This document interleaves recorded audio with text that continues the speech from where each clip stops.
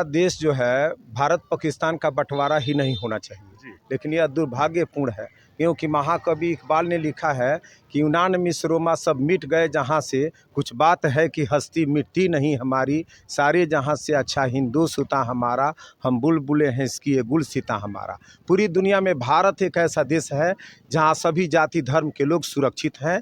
इसलिए 14 अगस्त को हम लोग स्मृति दिवस के बारे में कि भारत को कमज़ोर करने के लिए भारत का बंटवारा किया गया, साथ ही एक व्यक्ति के प्रधानमंत्री बनने के लिए भी भारत का बंटवारा किया गया, जो दुर्भाग्यपूर्ण है। इसके बारे में सभी भारतवासियों को जानकारी होना चाहिए। हम लोगों को एक आज जो नया भारत है, मजबूत भारत है, आत्मनिर्भर भारत है, यह दुनिया को आज़ादी के पहले जो एक विभीषिका हुई उसको यह हम बतलाने के लिए कि हम इतिहास को भूले नहीं हैं। हमें वो दर्द भी याद है और उस दर्द से निकल करके हम पूरे देश में भारत माता को परम वैभव की चोटी तक पहुंचाने के लिए कृत संकल्प। जब देश का विभाजन हकीकत बनना तय हो गया, तब सर रेडक्लिफ को भारत और पाकिस्तान की सरहद तय करने की जिम्मेदारी सौंपी गई। रेडक्लिफ इससे पहले कभी भारत नहीं आए थे। उन्हें भारत की सांस्कृतिक विरासत, सभ्यता, मूल्यों, तीर्थों के विषय में कोई जानकारी नहीं थी। 3 सप्ताह में तय कर लिया गया कि कौन सा हिस्सा पाकिस्तान कहलाएगा और कौन सा हिस्सा हिंदुस्तान।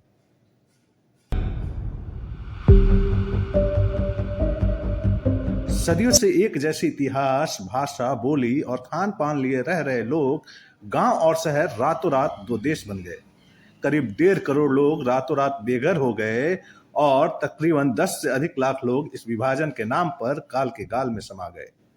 ये विभाजन जिसने आगे चलकर पूर्वी पाकिस्तान में एक नए नरसंहार को जन्म दिया, शहर के शहर रातों रात खंडहर में बदल गए, शहर दर शहर दंगे और आगजनी शुरू हो गई।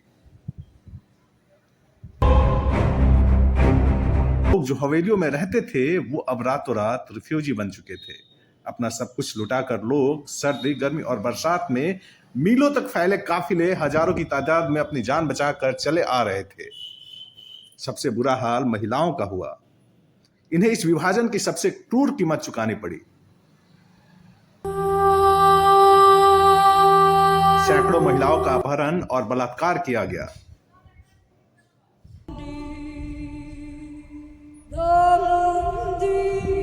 1940 के दशक में भारत की ही भांति नरसंहार झेलने वाले यहूदियों की विभीषिका को आज पूरा संसार जानता है। 27 जनवरी को आज पूरा विश्व हॉलोकास्ट दिवस के तौर पर मनाता है। विभाजन की कभी ना भूली जा सकने वाली त्रासदी को भारत की ही पूर्व की सरकारों ने कभी याद करने की कोशिश नहीं की।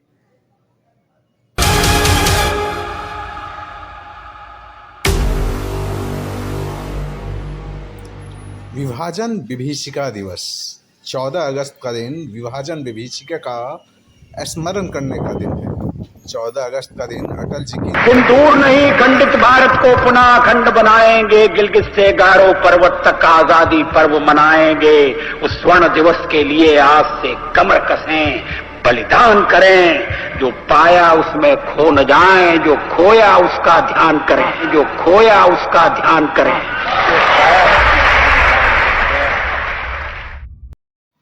विभाजन विभीषिका स्मृति दिवस के तौर पे आज तिरंगे रैली के बारे में क्या कुछ कहना चाहते हैं। सबसे पहले हमारे साथ अनूप जी हैं, क्या कुछ कहना चाहेंगे सर? क्या कार्यक्रम है और इसका क्या उद्देश्य है? आज़ादी के पूर्व संध्या पर 1947 में 14 अगस्त को ही भारत का विभाजन हुआ था। इस विभाजन में बहुत सारे भारतवासियों को अपने प्राणों की आहुति देनी पड़ी थी। इस आज़ादी के लिए भी इस देश के नौजवानों ने, बुजुर्गों ने संघर्ष करके अपनी कुर्बानी देकर के देश की आज़ादी की थी। लेकिन दुर्भाग्य से आज़ादी के पूर्व संध्या पर ही देश का विभाजन एक विभीषिका के रूप में इसको हम लोग देखते हैं, भारतीय जनता पार्टी के लोग।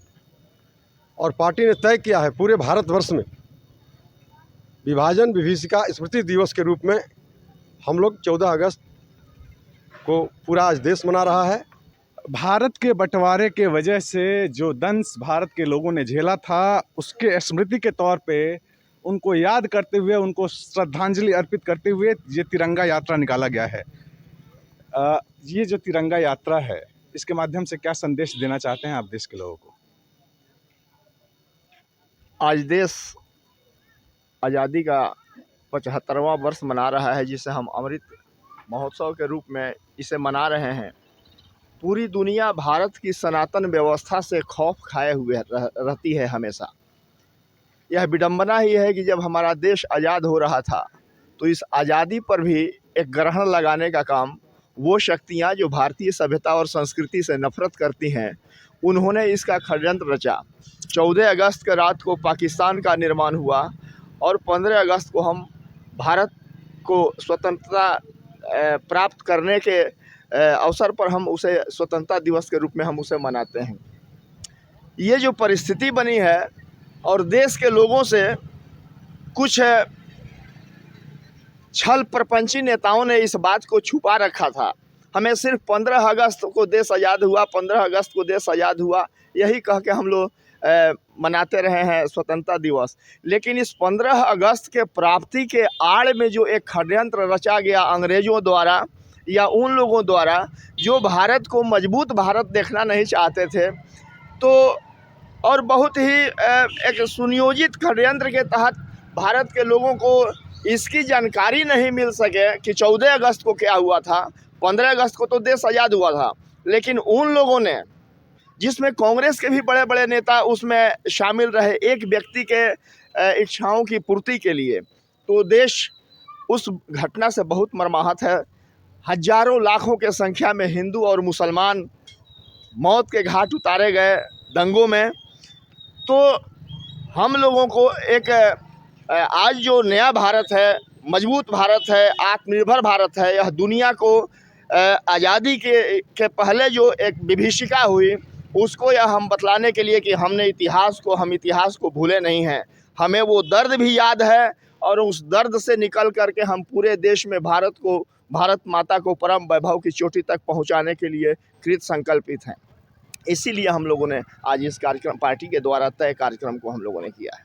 देश ये दंश झेल रहा था कि आज़ादी के तमाम जो लड़ाइयाँ चल रही थी और उसमें जो भारत के तमाम जो महान वीर सपूत थे, जिन्होंने लड़ाई के माध्यम से अंग्रेज़ों के जबड़े से भारत की आज़ादी को छीना था, वो जब इस दंश से गुजर रहे थे, उस दौरान भारत के कुछ महत्वाकांक्षी राजनेताओं ने अपने राजनीतिक स्वार्थ के लिए भारत का विभाजन किया था। क्या कुछ कहना चाहेंगे सर इस उपलक्ष्य में?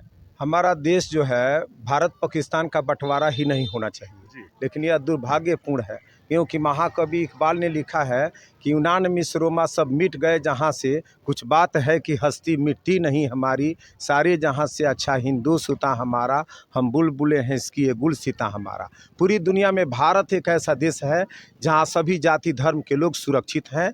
इसलिए 14 अगस्त को हम लोग स्मृति दिवस के बारे में कि भारत को कमज़ोर करने के लिए भारत का बंटवारा किया गया, साथ ही एक व्यक्ति के प्रधानमंत्री बनने के लिए भी भारत का बंटवारा किया गया, जो दुर्भाग्यपूर्ण है। इसके बारे में सभी भारतवासियों को जानकारी होना चाहिए।